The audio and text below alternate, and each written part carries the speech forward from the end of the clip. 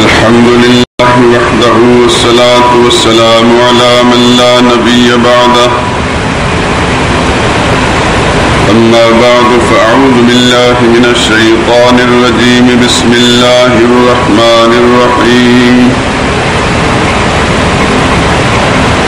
لقد جاءكم رسول من أنفسكم عزيز عليه ما عنتم حريص عليكم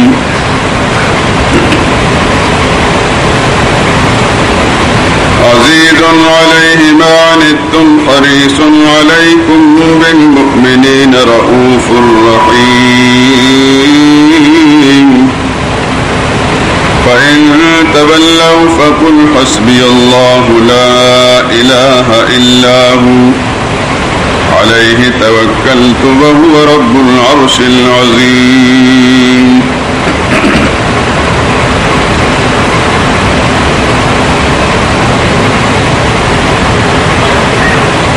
لوگوں تمہارے پاس انہی میں سے ایک رسول آئے ہیں،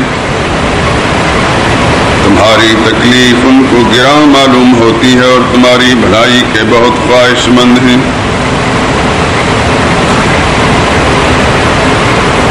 اور ایمان والوں پر نہایت شفقت کرنے والے اور مہربان ہیں۔ سو اگر یہ لوگ پھر جائیں اور نہ مانے تو کہہ دیجئے کہ اللہ مجھے کافی ہے، اس کے سوا کوئی عبادت اور پکار کے لائق نہیں،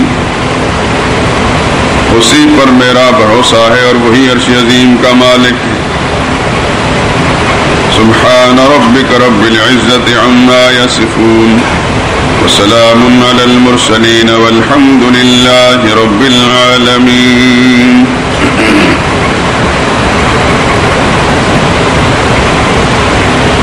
بزرگان محترم، برادران عزیز،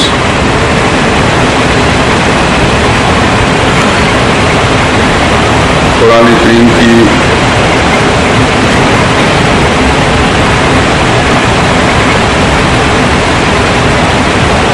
سورہ توبہ کی آخری آیتیں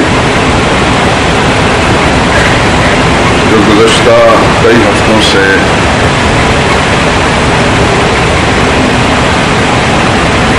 جمعے کے خطبات میں تلاوت کی جا رہی ہیں،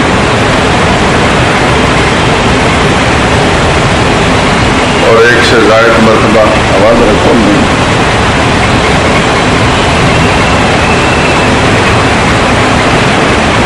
ایک سے زائد مرتبہ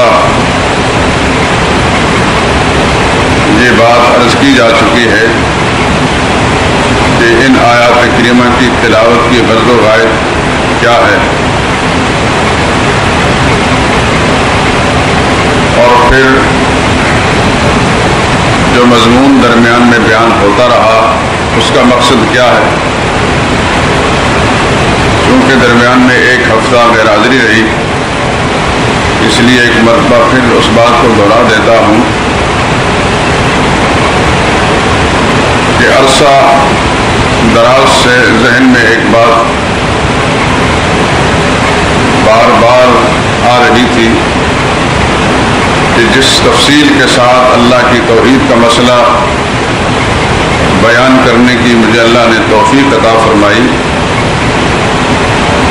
میں چاہتا ہوں کہ اسی تفصیل کے ساتھ سرور کائنات حضرت محمد مصطفیٰ صلی اللہ علیہ وسلم کی سیرت طیبہ اور حیات مقدسہ بھی بیان ہو جائے۔ ہمارے جو احباب جو ہمیشہ ہی جمعے کے خطبات میں بھی اور دروس قرآن میں بھی شریک ہوتے ہیں، ان کی خواہش بھی لگاتار رہی کہ آپ حضور کی سیرت کا مضمون تفصیل کے ساتھ بیان کریں۔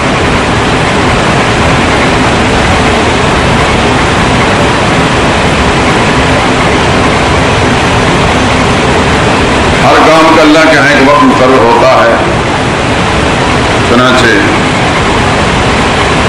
چند ہفتے قبل ہی اللہ تعالیٰ نے یہ موقع فراہم کیا اور یہ مضمون شروع کر دیا، اور اس کے لیے قرآن کریم کی یہ آیتیں جو سورہ توبہ کی آخری دو آیتیں ہیں، ان کا انتخاب اس لیے کیا، اسی موقع پر میں نے یہ بیان کر دیا تھا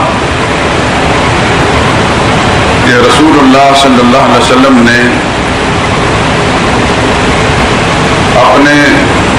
خاندانی سلسلہ نسب کے سلسلے میں جو کچھ ارشاد فرمایا تھا اس ضمن میں رسول اللہ صلی اللہ علیہ وسلم نے اس آیہ کریمہ کے بھی حوالہ دیا تھا۔ چنانچہ میں نے اسی کو بنیاد بنا کر اس مضمون کو شروع کیا، اور رسول اللہ صلی اللہ علیہ وسلم کی حیات مقدسہ بیان کرنے سے پہلے آپ کے خاندان کا تعارف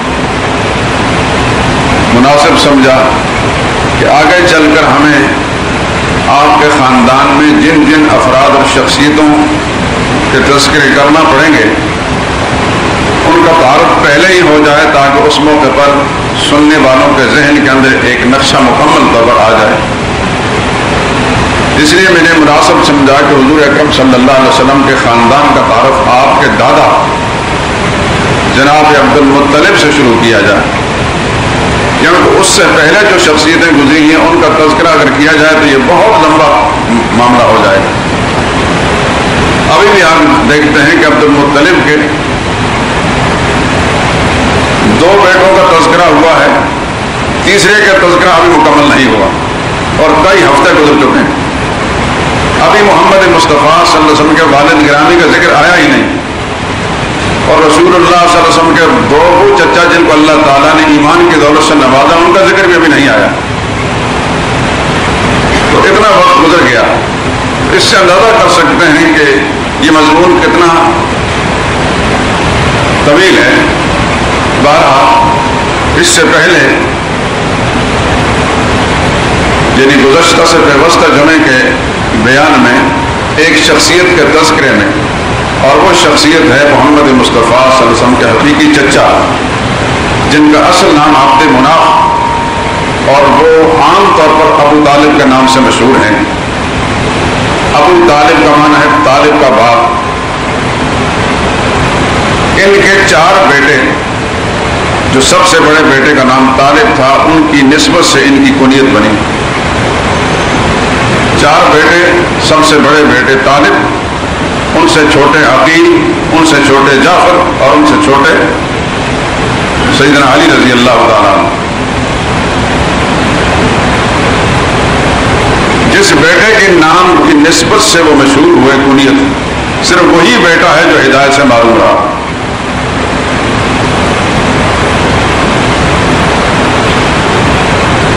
باقی 3 کو رب العالمین نے ہدایت سے نوازا۔ سیدنا علی رضی اللہ تعالیٰ تو شروع سے ہی ابھی 6 سال کی عمر کے تھے کہ رسول اللہ صلی اللہ علیہ وسلم اپنے گھر میں ان کو رکھ لیا اور ان کی پرورش کرتے رہے، اور 10 برس کی عمر میں پہنچے تھے کہ اللہ تعالیٰ نے حضور صلی اللہ علیہ وسلم کی بعثت فرمائی اور سیدنا علی رضی اللہ تعالیٰ کو ایمان کی دولت سے نواز دیا، اور ان کے بعد ان کے بڑے بھائی حضرت جعفر رضی اللہ تعالیٰ عنہ، جعفر طیار، ان کو ہدایت اللہ تعالیٰ نے نصیب فرمائی، اور جعفر سے بڑے بھائی ہیں حضرت عقیل کو کافی دیر کے بعد اللہ تعالیٰ نے ایمان کے دولت سے نوازا۔ ابو طالب کے 3 بیٹوں کو اللہ پاک نے ایمان کی دولت سے نوازا، اور ایک بیٹا معروم رہا اور خود بھی ہدایت سے معروم رہے، جیسے گزشتہ اور اس سے پیوستہ جمعے کے بیان میں آپ نے سن لیا۔ آج کی گفتگو میں بھی 2 باتیں عرض کروں گا، تیسری کا اگر موقع ملا تو پھر وہ بھی ہوگی، وقت نے اگر ساتھ دیا تو۔ ایک بات تو یہ کہ رسول اللہ صلی اللہ علیہ وسلم نے اپنی حیات مقدسہ میں اپنے اس چچا جو حقیقی چچا تھے، ان سے حضور صلی اللہ علیہ وسلم کے والد بڑے تھے، جناب عبداللہ ان سے بڑے تھے، اور جناب عبداللہ سے ایک اور حضور صلی اللہ علیہ وسلم کے تایا بڑے تھے جن کا نام جناب زبیر ہے، اس سے پہلے آپ سن چکے ہیں۔ یہ تینوں بھائی سگے بھائی تھے۔ سگے بھائی مانا کہ ماں بھی اور باپ بھی، باقی بھائی جو ہے باپ شریک تو تھے، ماں شریک نہیں تھے، لیکن یہ تینوں بھائی ماں شریک بھی ہیں، زبیر، جناب عبداللہ اور ابو طالب۔ ابو طالب جیسے کہ آپ پچھلے بیانوں میں سن چکے ہیں کہ سب بھائیوں میں ایک نقص ان کے جسمانی تھا کہ وہ لنگڑے تھے، معذور تھے. اس معذوری کے سبب سے اس طرح کے کامیاب تاجر اور کاروباری نہیں تھے جیسے کہ دوسرے بھائی تھے. حضرت عباس کے بارے میں جانتے، بڑے کاروباری تھے، بڑے دولت مند تھے. اور بڑے بھائی ان کے حضرت زبیر جو ہیں وہ بڑے کاروباری، بڑے دولت مند تھے. عرب کا عموماً پیشہ تجارت کا ہوتا تھا، دور دراز ملکوں میں تجارت کرنے جایا کرتے. یہ اپنے جسمانی معذوری کے سبب سے دور دراز علاقوں میں سفر نہیں کر سکتے تھے. گھر کے اندر انہوں نے عطر وغیرہ خوشبوئیں بنا کر بھیجنے کا انتظام کیا تھا. کبھی کبھار بعض تاریخوں میں آتا ہے کہ گندم وغیرہ منگوا لیتے تھے اور اس کی تجارت کیا کرتے تھے. لیکن یہ ہے کہ اپنی جسمانی معذوری کے سبب سے دور دراز کا سفر نہیں کر سکتے تھے، جس کی وجہ سے یہ مقل من المال، قلیل المال تھے اور کثیر العیال. اور علامہ بناظری نے، یہ 3ری صدی ہجری کا ایک مورخ گزرا ہے، یحییٰ بناظری، اس نے لکھا ہے اخذ کل رجل من بنی ہاشم من ولدہ، کہ ان کی اس مفلسی اور ناداری کے سبب سے بنو ہاشم کے مختلف لوگوں نے ان کی اولاد اور بچے بانٹ دیے تھے. چنانچہ واضح طور پر ذکر آتا ہے کہ حضرت عباس رضی اللہ تعالیٰ جو ان کے بھائی ہیں، ان کے صاحبزادے حضرت جعفر کو اپنی کفالت میں لے لیا اور حضرت علی کو حضور صلی اللہ علیہ وسلم اپنی کفالت میں لے لیا. اس طرح اولاد تقسیم ہو گئی تاکہ ان کا بوجھ جو ہے کم ہو جائے. لکھا ہے بناظری نے یحمل عنہ مؤونتہ، اس لیے انہوں نے ان کے بچے تقسیم کر لیے تاکہ ان پر مالی بوجھ کم ہو. اور یہ بھی لکھا ہے مورخین نے بہت سے بنے کہ اولاد ابو طالب بچے اذا اکلوا جميعا او فرادا لم يشبعوا، وہ مل کر کھانا کھاتے دسترخوان پر، یہ الگ الگ کھاتے کبھی پیٹ نہیں بھرتا تھا. یعنی یہ سارے قرائن ہم بات بتا رہے ہیں کہ وہ مقل من المال، قلیل المال تھے.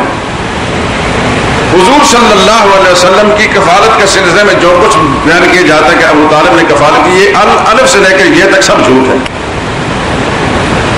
یہ من گڑت کہانیاں ہیں. اگر سوائیوں نے پوری کوشش کر کے ہمارے احادیث طیبہ کا ذخیرہ محفوظ نہیں چھوڑا، اس کے اندر بھی گھس گئے، تو تاریخ کو بگاڑنے میں کون سا دقیقہ فرق گزاشت کیا ہوگا. چنانچہ ہم تاریخ کی جب کتاب کو کھنگالتے ہیں ایک طالب علم کی حیثیت سے، تو حیران رہ جب سر پکڑ کر رہ جاتا ہے کہ بڑے بڑے لوگ بھی دامن نہیں بچا سکے.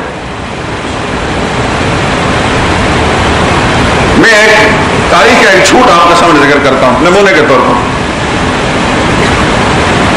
کہا جاتا ہے کہ ابو طالب رسول اللہ صلی اللہ علیہ وسلم کو ایک دفعہ تجارتی سفر میں گئے اور حضور سفر کو ساتھ لے لیا. حالانکہ ابھی آپ سن چکے ہیں کہ وہ سفر کرنے قریب نہیں تھے، لیکن سوائیوں نے کوئی کمی باقی نہیں چھوڑی جھوٹی روایات گھڑنے میں، جو ہماری تاریخ کے اندر بے شمار روایتیں مل جاتی ہیں. تو آگے چل کر ایک راہب جو عیسائی تھا، جسے بحیرہ راہب کہتے ہیں، عام طور پر کتابوں میں کہیں نہ کہیں آپ نے پڑھا ہی ہوگا، ہے جھوٹ یہ بات. بحیرہ راہب کی ملاقات ہوئی کہ حضور صلی اللہ علیہ وسلم ساتھ ہیں، چھوٹے سے بچے ہیں، ابو طالب ساتھ لے کر گیا تجارتی سفر میں. تو بحیرہ راہب دیکھ رہے ہیں کہ جہاں جہاں سے یہ قافلہ گزر رہا ہے 4 آدمیوں کا، تو اوپر سے بادل نے ان کو سایہ کیا ہوا ہے، اور جدھر سے گزرتے ہیں ہر درخت ان کے سامنے سجدہ کر رہا ہے. بحیرہ راہب چونکہ پرانی راہب تارک دنیا درویش منشو کہتے ہیں. عیسائیوں میں رہبانیت ہے، اسلام میں نہیں ہے. کوئی آدمی کسی غار میں کسی خانقاہ میں جا کر بیٹھ جائے، ہاتھ بھوکے نعرے لگاتا رہے، تسبیح روکتا رہے اور دیکھتا رہے کہ کوئی آ کر مجھے کھانا کھلا دے گا، اس کی اسلام میں اجازت نہیں ہے. اسلام میں ہے کہ محنت کرو. رہبانیت عیسائیت میں تھی. بحیرہ راہب کا ایک تذکرہ آتا ہے، وہ بھی اس قسم تارک دنیا قسم کا آدمی تھا، اور کتب سابقہ کا وہ عالم تھا، پڑھا لکھا تھا. اس کو معلوم تھا کہ آخر زمان جو پیغمبر آئیں گے ان کی یہ علامات ہوگی. اس وقت جب اس نے دیکھا کہ یہ علامتیں جو سامنے آ رہی ہیں، تو اس نے ابو طالب کو بلا کر کہا یہ کون ہے؟ انہوں نے کہا یہ میرا بھتیجا ہے. انہوں نے کہا فوراً اس کو واپس لے جاؤ، کیونکہ ڈر ہے کہ یہودی اس کو قتل نہ کر لیں. کہ یہودیوں کو یہ علامتیں معلوم ہے کہ آخری نبی جو ہوں گے وہ اس طرح کے صفات والے ہوں گے اور یہ صفتیں اس بچے میں پائی جاتی ہیں، لگتا ہے کہ یہ نبی ہوں گے، آپ ان کو فوراً واپس گھر بھیج دیں۔ چنانچہ ابو طالب نے حضور صلی اللہ علیہ وسلم کو وہاں سے واپس بھیجا، کس کے ساتھ؟ ابو بکر کے ساتھ اور بلال کے ساتھ۔ حضور صلی اللہ علیہ وسلم چھوٹے سے بچے ہیں اور واپس بھیج رہے ہیں ابو بکر کے ساتھ، اور ابو بکر صدیق تو خود رسول اللہ صلی اللہ علیہ وسلم سے 2 سال چھوٹے تھے، ایک چھوٹے سے بچے کے ساتھ بھیجا جا رہا ہے۔ روایت گھڑنے والے نے یہ نہیں سوچا کہ کوئی سوچنے والا سوچ بھی رہے گا کہ ابو بکر تو ان سے بھی چھوٹے تھے، وہ ایک چھوٹے سے بچے کے ساتھ، اور پھر حضرت بلال تو اس وقت دنیا میں ان کا وجود ہی نہیں تھا۔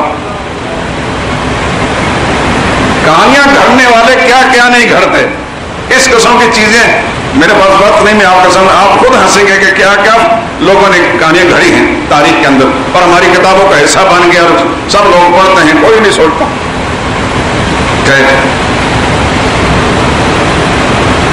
تو رسول اللہ صلی اللہ علیہ وسلم کفالت کے سلسلے میں جو کچھ بات ہے میں پہلے سے بیان کر چکا ہوں، وہ تو بالکل صرف جھوٹ۔ حضور کی کفالت بچپن میں اگر کی ہے تو آپ کے تایا زبیر نے کی ہے، اور زبیر تک جب تک زندہ تھے اس وقت تک حضور صلی اللہ علیہ وسلم 23-24 سال کے ہو گئے، اور 23-24 سال کی عمر میں اس دوران میں زبیر حضور صلی اللہ علیہ وسلم کو وقتاً فوقتاً تجارتی سفروں کے ساتھ لے جاتے تھے، اور حضور صلی اللہ علیہ وسلم اس عمر کو پہنچ کر کامیاب تاجر بن چکے تھے۔ 23-24 سال کا جو نوجوان ہوتا ہے وہ کسی کی کفالت کا محتاج نہیں ہوتا، یہ سرے سے جھوٹ ہے، لیکن کس نے سوچنا ہے؟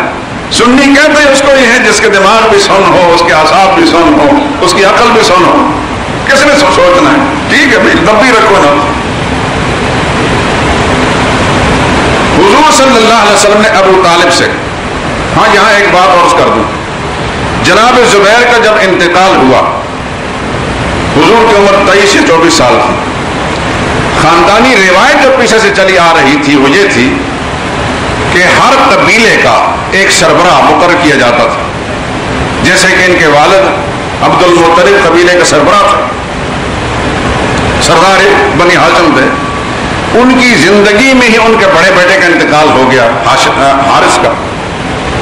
اب وہ جب بڑھاپے کو پہنچے اور نابینا ہو گئے، جیسے آپ نے بیانوں میں سنا تھا، نابینا اشراف کی فہرست کے اندر میں نے بتایا تھا، تو انہوں نے پھر اپنی زندگی میں اپنے بڑے بیٹے جناب زبیر کو سارے بنو ہاشم قبیلے کا سردار اور جانشین مقرر کر دیا۔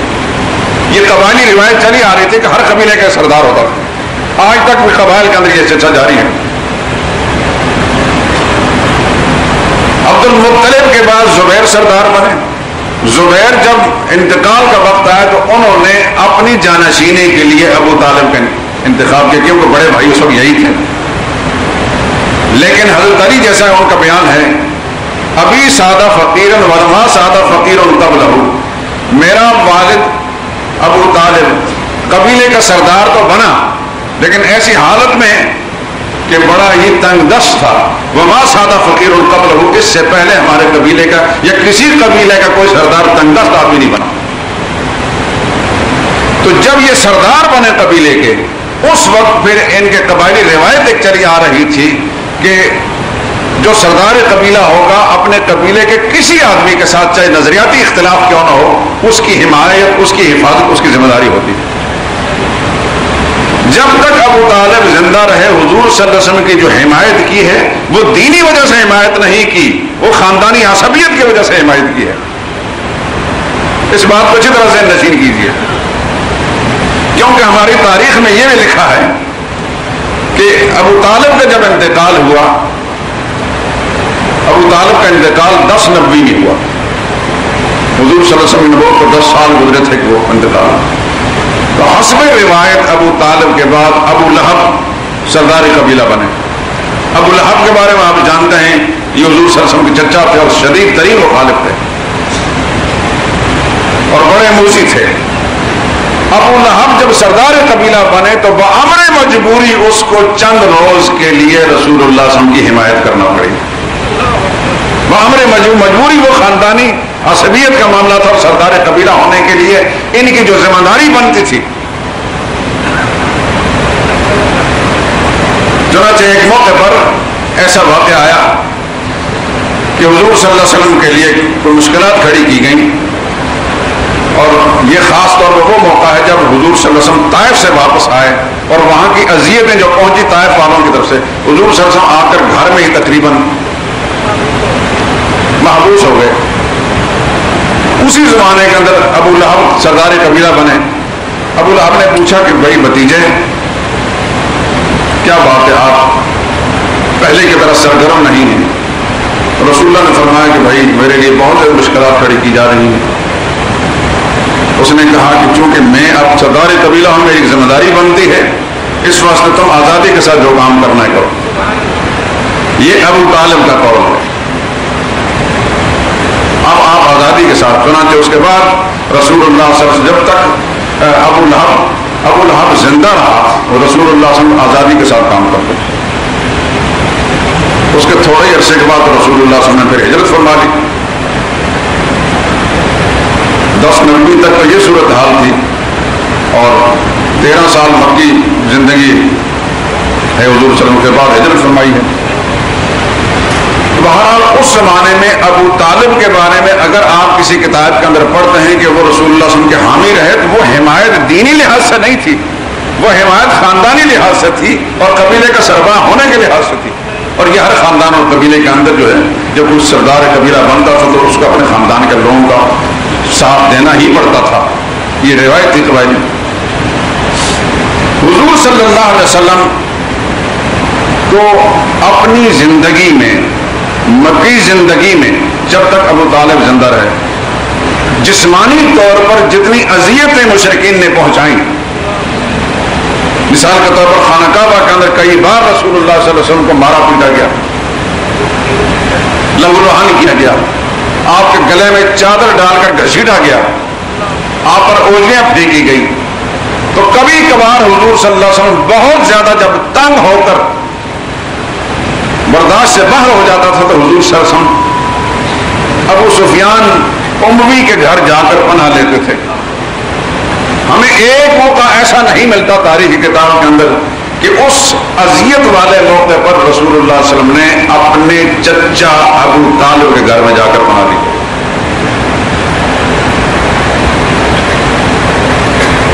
जिस्मानी अजियत से बचने के लिए अगर हुजूर सल्लल्लाहु अलैहि वसल्लम किसी घर में पनाह लिए तो अबू तालिब, वो अबू सुफियान उम्मी है, सैयदना मुआविया के वालिद, जो रसूलुल्लाह सल्लल्लाहु अलैहि वसल्लम के ससुर भी हैं।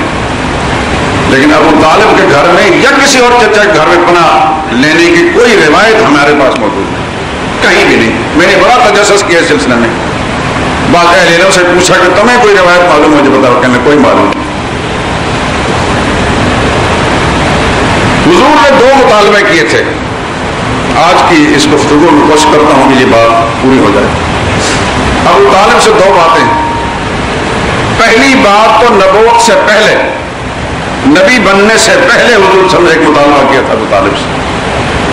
वो मुतालबा ये था कि जब हुजूर सल्लल्लाहु अलैहि वसल्लम जवान हो गए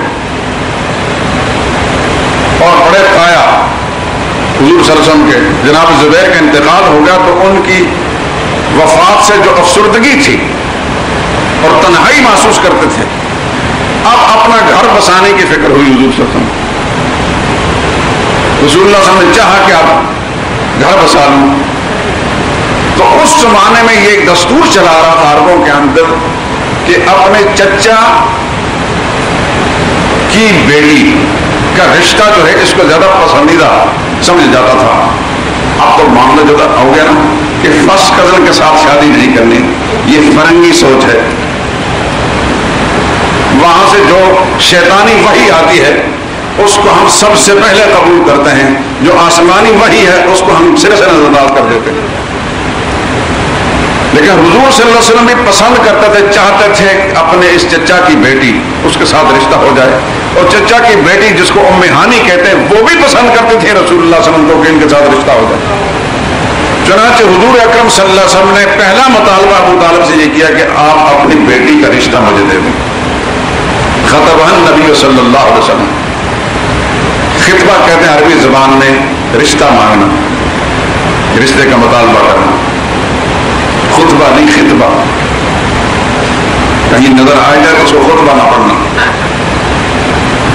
حضور صلی اللہ علیہ وسلم نے خطبہ کیا یعنی رشتہ مانگا. کس سے؟ اپنے چچا حقیقی چچا ابو طالب سے. کس کا؟ ان کی بیٹی کا. کون سی بیٹی؟ ام ہانی. یاد رکھنا کہ ابو طالب کی 2 بیٹیاں تھیں اور 4 بیٹے تھے. نام بھی اچھے سنا. بڑے بیٹے کا نام طالب, اس سے 10 سال چھوٹے تھے عقیل, اس سے 10 سال چھوٹے تھے جعفر, اس سے 10 سال چھوٹے تھے حضرت علی رضی اللہ تعالیٰ. ان چاروں بیٹوں کا آپس میں عمروں میں یہ فرق تھا. سب سے بڑے بیٹے طالب جو کفر پر ان کا خاتمہ ہوا, غزوہ بدر کے موقع پر کفار کے ساتھی بن کر آئے, مسلمانوں کا قتل ہوئے, اس کا نام تھا طالب. اس سے 10 سال عمر میں چھوٹے تھے عقیل, اور ان سے 10 سال عمر میں چھوٹے تھے حضرت جعفر, اور حضرت جعفر سے 10 سال عمر میں چھوٹے تھے سیدنا علی رضی اللہ تعالیٰ. اور 2 بیٹیاں تھیں. بڑی بیٹی جو ام ہانی کے نام سے مشہور ہے, اصل نام ہند تھا یا فاختہ تھا, ہند زیادہ مشہور ہے, زیادہ صحیح ہے. ہند ام ہانی. ام ہانی اس لیے کہتا, ام کا معنی ماں, ان کے ایک بیٹے کا نام ہانی تھا, اس کی وجہ سے ام ہانی مشہور, لیکن اصل نام کیا تھا؟ ہند تھا. بڑی بیٹی ہند اور دوسری بیٹی کا نام تھا جمانہ. دونوں کو اللہ تعالیٰ نے ایمان کی دولت سے نوازا. ابو طالب کے 3 بیٹوں کو اللہ نے ہدایت سے نوازا, اور دونوں بیٹیوں کو اللہ تعالیٰ نے ہدایت سے نوازا, اور ابو طالب کی بیوی کو بھی رب العالمین نے ہدایت سے نوازا. لیکن خود ابو طالب ہدایت سے محروم رہا. اپنی تفصیل میں آتا. تو حضور نے جب اس سے مطالبہ کیا ابو طالب سے, ان کی بیٹی کا رشتہ مانگا, اور ادھر سے حضور صلی اللہ علیہ وسلم کے مقابلے میں ابو جہل کے چچیرے بھائی قبیلہ بنو مخزوم کے ایک آدمی جس کا نام حبیرہ تھا, مخزومی خاندان کا آدمی تھا, ابو جہل کے خاندان کا آدمی تھا, اس کا چچیرا بھائی تھا حبیرہ مخزومی نے رشتہ مانگا اسی ہند کا, ام ہانی کا. وہ بیوقت 2 مطالبے, ادھر رسول اللہ صلی اللہ علیہ وسلم کی طرف سے مطالبہ آیا, ادھر حبیرہ مخزومی کی طرف سے مطالبہ آیا. ابو طالب نے اپنی بیٹی کا رشتہ حبیرہ مخزومی کو دے دیا, محمد مصطفیٰ صلی اللہ علیہ وسلم کی بات کو رد کر دیا.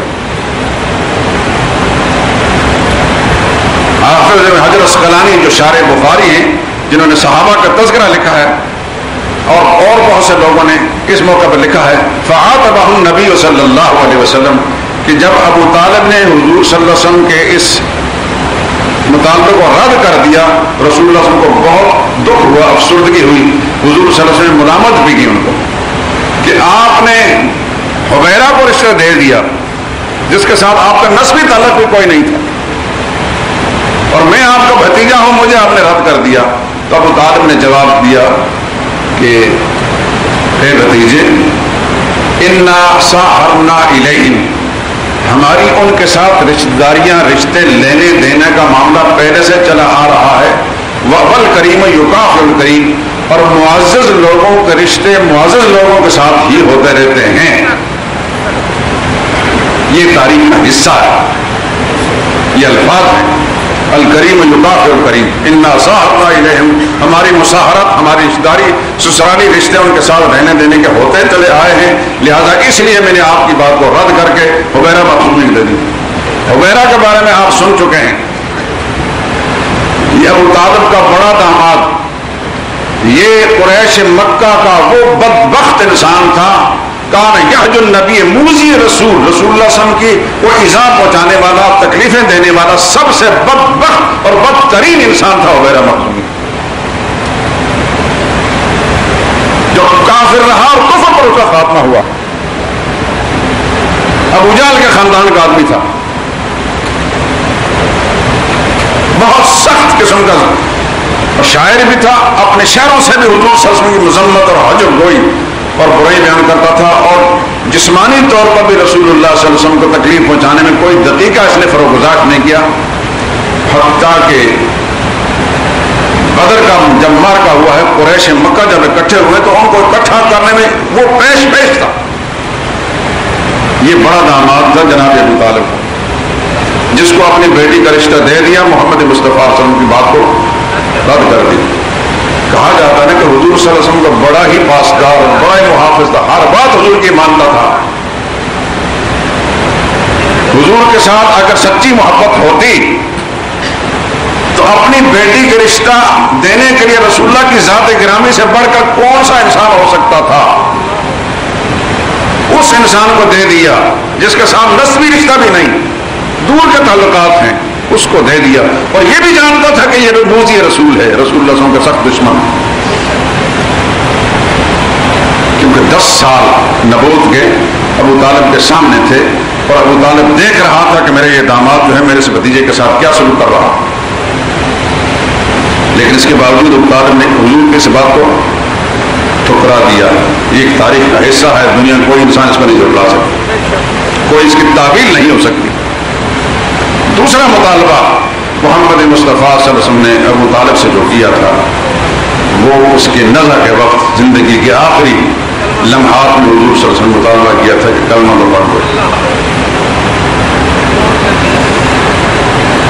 بخاری شریف کے 4 روایتیں بخاری میں ہیں، 3 روایتیں مسلم میں ہیں، 1 روایت مستدرک حاکم میں ہے، 1 ابو داؤد شریف میں ہے، 1 نسائی شریف میں. سب کا مضمون ایک جیسا، تھوڑے تھوڑے الفاظ کی تبدیلی کے ساتھ. بخاری میں باب قصۃ ابی طالب یہ عنوان ہے. حدثنا مسدد عن یحییٰ عن سفیان حدثنا عبد الملک قال حدثنا عبد الله بن حارث قال حدثنا عباس بن عبد المطلب رضی اللہ تعالی. یہ حضرت عباس حضور کے جو چچا ہیں ابو طالب کے بھائی سے روایت.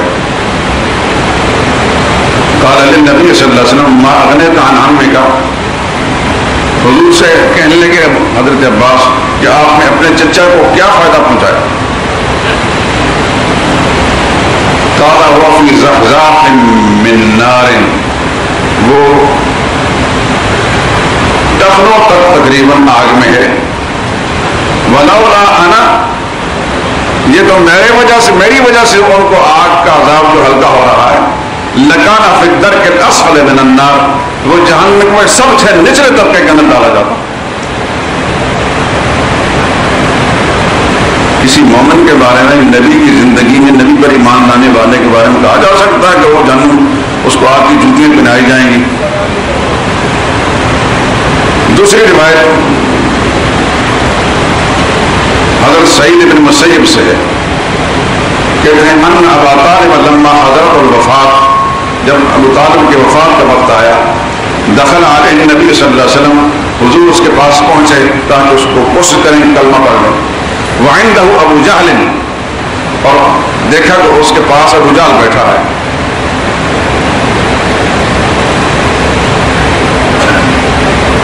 اور دوسرا عبداللہ بن ابی امیہ، یہ بھانجا ہے ابو طالب کا.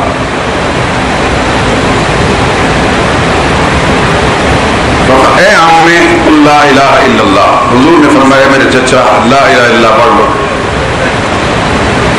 کلمۃ احاج لک عند اللہ، میں اللہ کے سامنے آپ کے لیے حجت اور دلیل بن جاؤں گا. فقال ابو جہل عبداللہ بن ابی امیہ، ادھر حضور نے یہ مطالبہ کیا اور ابو جہل نے خبردار خبردار.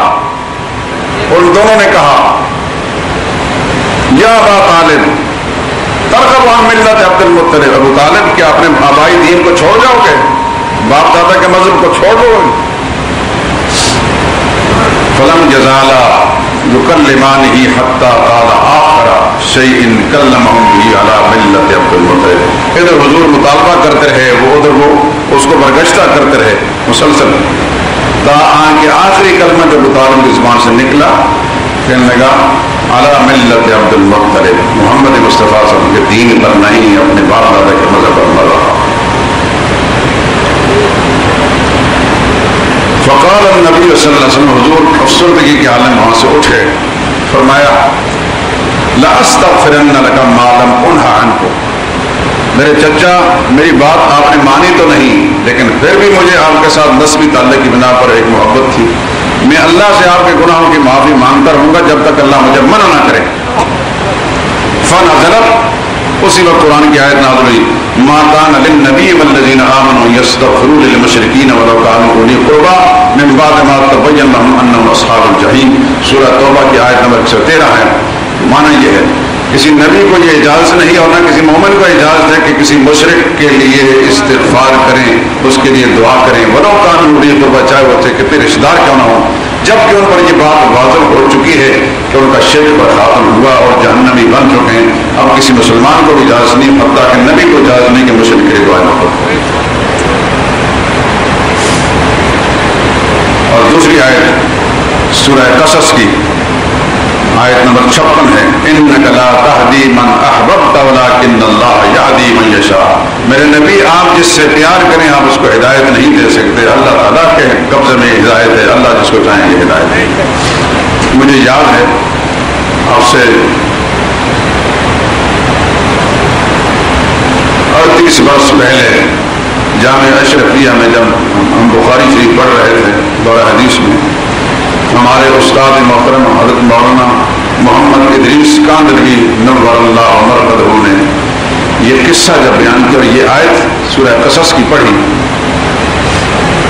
ایک بات انہوں نے نقل کی جس کا حوالہ مجھے ابھی تک ملا نہیں, لیکن تم بہت بڑے عالم تھے, بے سند بات نہیں کرتے تھے. فرمایا کہ جس مجلس میں یہ آیت نازل ہوئی انک لا تہدی من احببت, میرے نبی جس سے آپ پیار کریں آپ اس کو ہدایت نہیں دے سکتے, ہدایت میں نے اپنے قبضے میں رکھی, میں جس کو چاہوں ہدایت. تو حضرت بلال رضی اللہ تعالیٰ اس مجلس میں موجود تھے, اور آپ جانتے ہیں کہ حضرت بلال سیاہ رنگ کے کالے حبشی موٹے موٹے ہونٹوں والے, اور کہاں قریش کے دوسرے لوگ جو بڑے حسین اور جمیل معاشرے کے اندر آج بھی آپ دیکھتے ہیں کہ حبشی رنگ کے سیاہ رنگ والے لوگوں کو, یہ الگ بات ہے کہ اللہ کے نزدیک ان کا کیا مقام ہوگا, لیکن ایک عام دنیا کا ایک دستور یہ ہے کہ لوگوں کو کہتر کی نظر سے دیکھتے ہیں, کہتر سمجھتے ہیں. مغربی دنیا میں تو یہ عام ہے. تو جب یہ آیت نازل ہوئی نا بس بلال جھومنے لگے, جس طرح ایک وارفتگی کے عالم کے اندر ایک آدمی کو حال چڑھ جاتا ہے. صحابہ دیکھنے لگے کہ بلال کو کیا ہو گیا, جھومنے لگے اور بار بار اللہ کا شکر ادا کرنے لگے, اے اللہ تیرا شکر ہے, اللہ تیرا شکر ہے کہ تو نے ہدایت اپنے قبضے میں رکھی. کسی نے پوچھا کہ بلال ہو کیا کیا, کہنے لگے میں اللہ کا شکر ادا کرتا ہوں کہ جیسے اللہ نے ہدایت اپنے قبضے میں رکھی, میرے جیسے کالے کو اللہ نے پہلے ہدایت دے دی. اگر ہدایت کسی اور کے قبضے میں ہوتی تو میرا نمبر شاید کبھی نہ ہوتا. یہ دونوں آیتیں جو ہیں ابو طالب کے بارے میں نازل ہوئی, آیت نمبر 113 سورہ توبہ کی اور آیت نمبر 56 سورہ قصص 20ویں پارہ میں.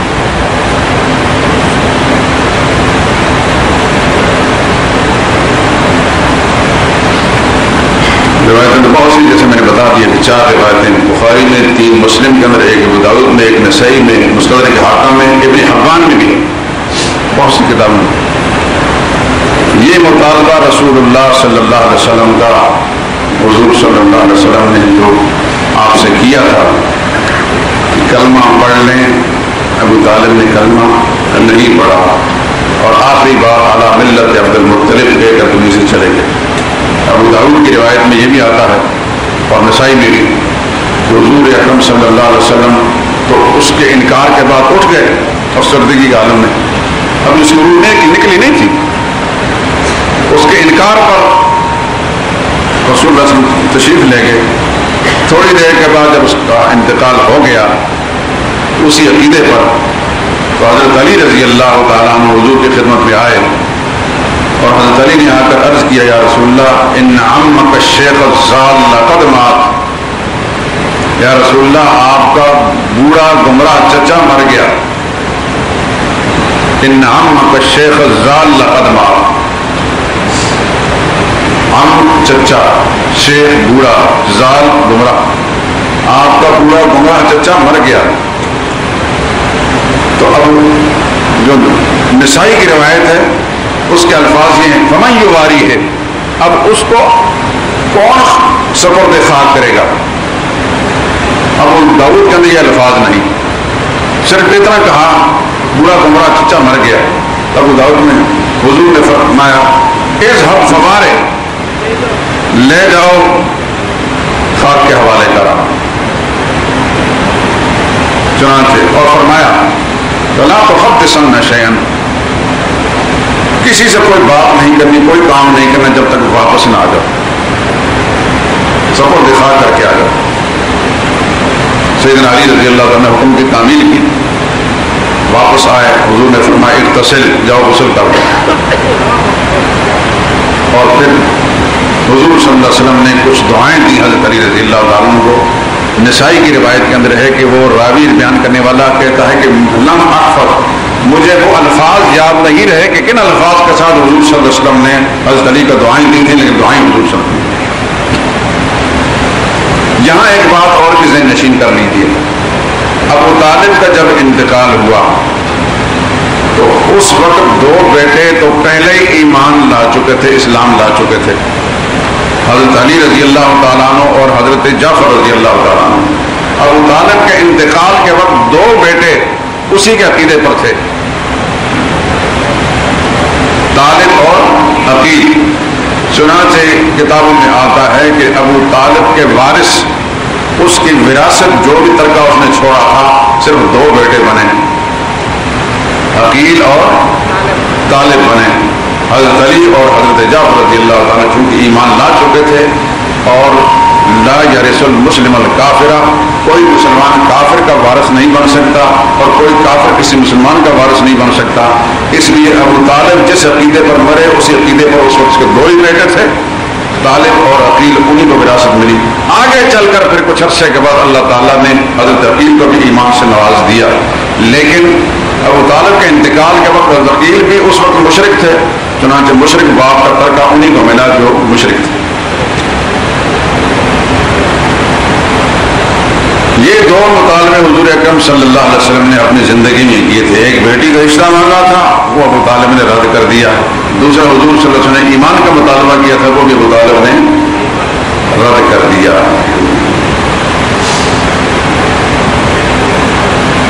اس کے مقدر میں ہدایت نہیں تھی، لیکن اللہ تعالیٰ نے ان کی اہلیہ کو بھی ہدایت سے نوازا.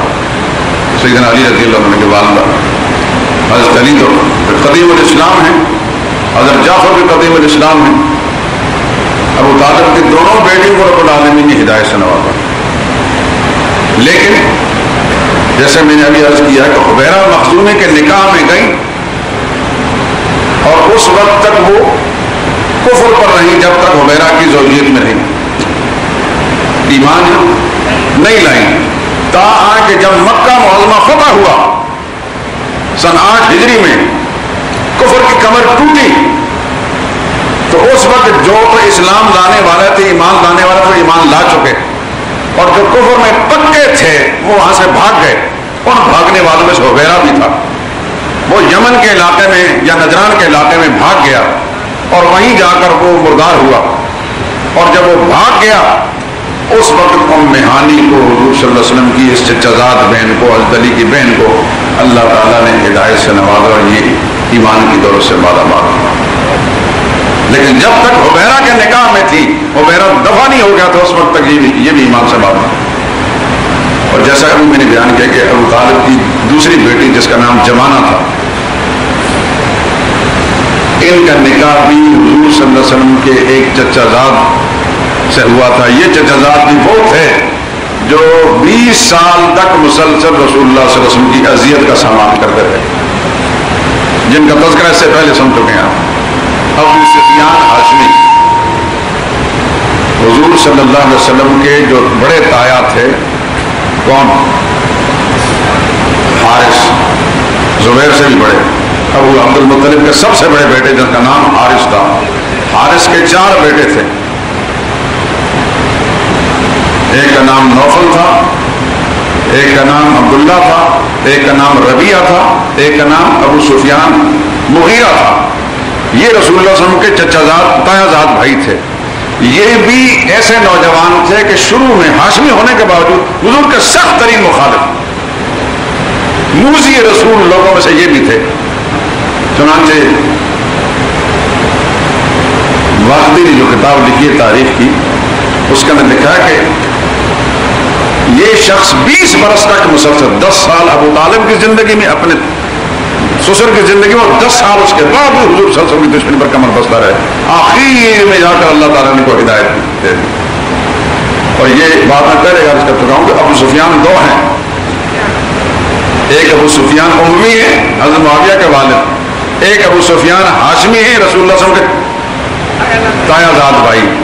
تو حضور صلی اللہ علیہ وسلم کو سب سے زیادہ جس ابو سفیان نے اذیتیں پہنچائیں اپنی شاعری کے ذریعے سے، اپنی زبان کے ذریعے سے، وہ حضور صلی اللہ علیہ وسلم کے اپنے خاندان کے ہیں، تایا زاد بھائی ابو سفیان ہاشمی ہیں.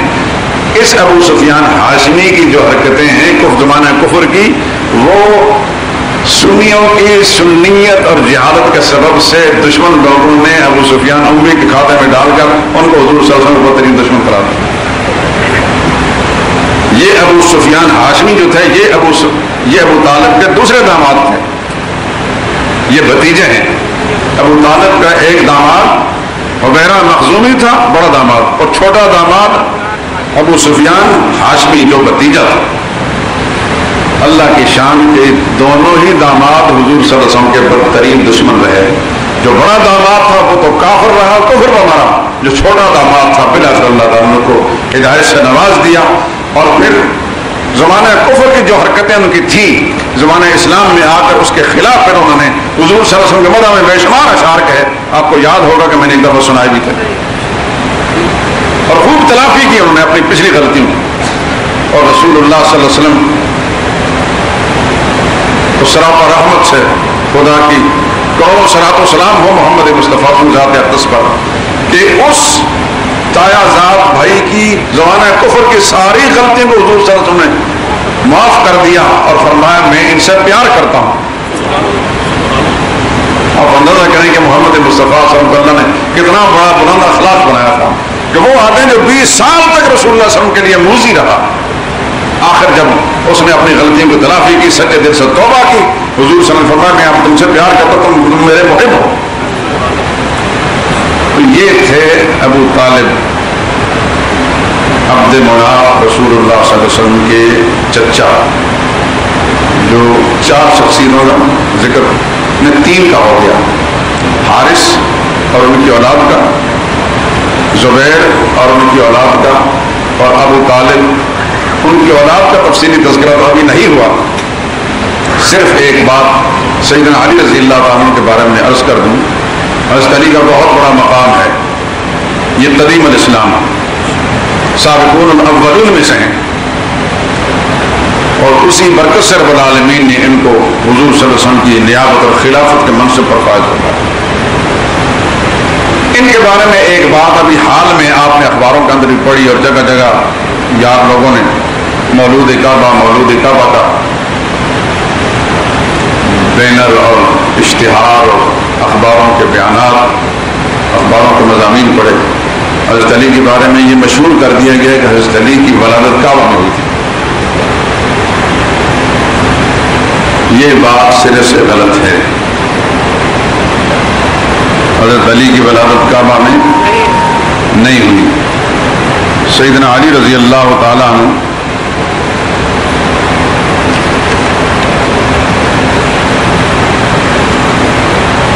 اس گھاٹی میں جو شیب بنی ہاشم کہلاتی ہے، جس کو بعد میں آ کر 4th-5ویں صدی میں شیب ابی طالب بنا دیا گیا.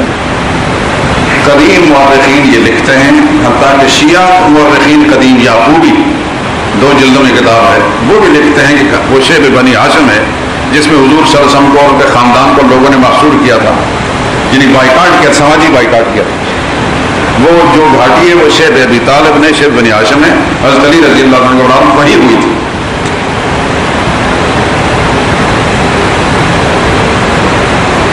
کعبہ میں کس کی ولادت ہوئی؟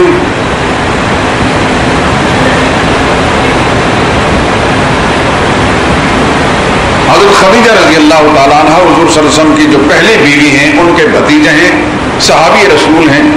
120 سال کی عمر پائی انہوں نے. 60 سال جہالت میں گزارے اور 60 سال اسلام میں گزارے تھے. حضرت حکیم بن حزام رضی اللہ تعالیٰ عنہ، یاد رکھنا ان کا نام. حضرت حکیم بن حزام یہ واحد صحابی ہیں کہ ان کی والدہ قریش کی عورتوں کے ساتھ خانہ کعبہ میں طواف کرنے کے لیے گئیں تو حمل کی حالت میں تھی اور بالکل آخر وقت تھا، خیال نہ رہا ان کو، ہو سکتا ہے گھر دور ہو، تو وہاں اچانک جو ہے درجے میں تکلیف میں مبتلا ہوئی اور وہیں ان کی ولادت ہو گئی، جن کا نام ہے حکیم بن حزام۔ ان کے بارے میں لکھا ہے حکیم بن حزام الصحابی ومن مناقبہ انہ ولد فی الکعبہ۔ شارح مسلم علامہ نووی نے یہ بات لکھی ہے اپنی 3 کتابوں میں، شرح مسلم میں بھی یہ بات لکھی ہے، یہ میں عبارت شرح مسلم کی پڑھ رہا ہوں کہ حکیم بن حزام صحابی اور ان کے فضیلت میں یہ ہے کہ وہ کعبہ میں ان کی ولادت ہوئی۔ قال بعض العلماء، کچھ علماء یہ کہتے ہیں لا یعرف احد شارک فی ھذا، کوئی اور دوسرا آدمی اس فضیلت میں حضرت حکیم بن حزام کا شریک نہیں ہے۔ یہی بات علامہ ابن حجر اسقلانی نے لکھی ہے، یہی بات علامہ ذہبی نے لکھی ہے، یہی قدیم مورخ محمد بن حبیب نے المحبر میں لکھی ہے۔ تاریخ حمیس، سیرت حلبیہ اور علامہ نووی کے مجموع شرح مہذب کے اندر بھی یہ بات لکھی ہے۔ اما حکیم بن حزام من مناقبہ ولد فی جوف الکعبہ، حکیم بن حزام کے مناقب میں یہ ہے کہ وہ کعبہ کے اندر ہی ان کے ولادت ہوئی۔ ولم یصح ان غیرہ ولد فی الکعبہ، اور یہ بات بالکل غلط ہے کہ حضرت حکیم بن حزام کے علاوہ بھی کوئی کعبہ میں پیدا ہوا، حتیٰ کہ ابن ابی الحدید ایک شیعہ مورخ ہے، اس نے لکھا ہے فکثیر من الشیعۃ یزعمون انہ ولد فی الکعبہ، بہت سے شیعہ یہ کہتے ہیں کہ حضرت علی کی کعبہ میں ولادت ہوئی، والمحدثون لا یعترفون بذلک، لیکن محدثین اس بات کو نہیں مانتے۔ ویزعمون ان المولود فی الکعبہ حکیم بن حزام بن خویلد، ان کا خیال یہی ہے محدثین کا کہ کعبہ میں صرف ایک شخص پیدا ہو، وہ حکیم بن حزام، ان کے گھر کی شہادت مل گئی۔ اور ایک مورخ اور ہیں ابن عبد الرب، ولد علی بمکہ فی شیب بنی ہاشم، حضرت علی کی مکہ معظم شیب بنی ہاشم میں ولادت ہوئی۔ تو یہ چند باتیں جو تاریخی گھپلے اور غلطیاں تھیں، میں نے مناسب سمجھا کہ اس حوالے سے آپ کی خدمت عرض کر دوں، کیونکہ آپ جس ملک میں رہتے ہیں اس ملک کے اندر یہ دعویٰ تو یہ ہے کہ اسلام کے نام پر بنا ہے، لیکن جتنا اسلام کی اور اسلامی اقدار کی دشمنی پاکستان میں ہے، ان گھڑیوں میں آج انہیں روئے زمین پر کہیں نہیں ہے۔ اس وقت ہر مسلمان جو اپنے آپ کو مسلمان کی زندگی کے ساتھ چاہتا ہے، خواہش رکھتا ہے کہ میں اسلامی زندگی زندہ رہوں، تو وہ ذرا دماغ کو کھول کر، آنکھیں کھول کر، اپنے حواس کو درست کر کے حقائق جو ہیں ان کا سامنا کرے اور حقائق کو ذہن میں رکھے اور کوشش کر کے اپنی اولاد تک منتقل کرے۔ کہیں ایسا نہ ہو کہ آنے والے وقت میں آپ تو دنیا سے چلے جائیں اور آپ کی اولادیں ان کو دین مذہب کا پتہ نہ چلے گا، ہمارا دین مذہب بڑی تیزی کے ساتھ پوری توانائیاں خرچ کر کے آپ کا میڈیا، پرنٹ میڈیا بھی پوری کی پورا ذمہ دار ہے اس گمراہی کو پھیلانے میں، اور ٹی وی والے جو ہیں ان سے تو بڑا شاید شیطان بھی نہیں۔ شیطان نے بھی ایسا کام نہیں کیونکہ جو اس وقت یہ میڈیا، الیکٹرانک میڈیا کر رہا ہے، ابلیس سے زیادہ جو ہے لوگوں کی فکری آوارگی اور گمراہی کا انتظام یہ کر رہے ہیں۔ اس پر ہر مسلمان کو جاگ کر اپنی اور اپنی اولاد، اپنے مسلمان بھائیوں کے عقیدہ اور دین ایمان کے تحفظ کی فکر کرنی چاہیے۔